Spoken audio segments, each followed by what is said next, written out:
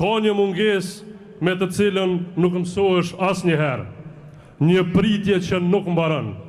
Të nderuar qytetar, të dashur familje të dëshmorëve e të zhdukurve, motra dhe vëllezër.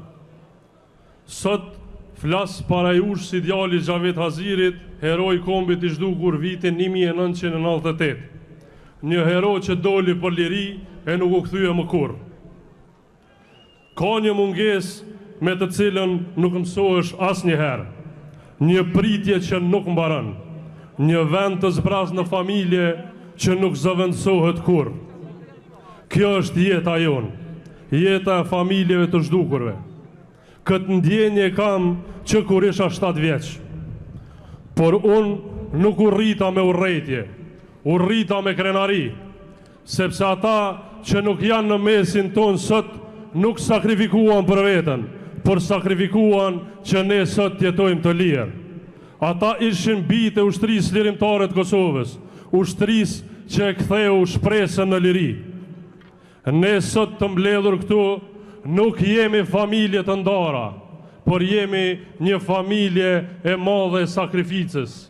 Jemi familja e Regjës, familja e Bacit Jakub, familja e Kadriut, familja e Hashimit.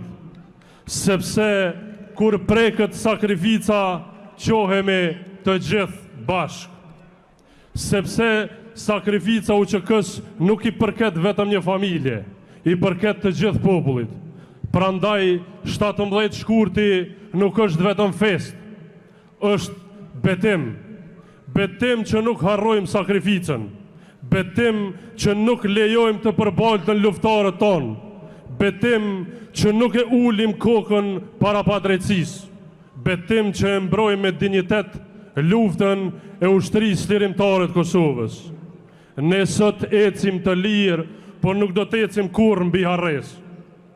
Ne nuk jemi sot këtu një turm, jemi një zë që nuk blihet, një zë që nuk friksohet, një zë që nuk do të ndalet. Ata që luftuan për këtë tokë nuk kërkuan pushtet, po kërkuan liri, dhe liria nuk vihet në bankën e turpit.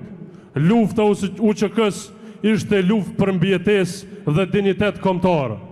Sot marshojmë që të dëgjohet qartë. Nuk do të lejojmë që historia të shtrembrohet. Nuk do të lejojmë që sakrificat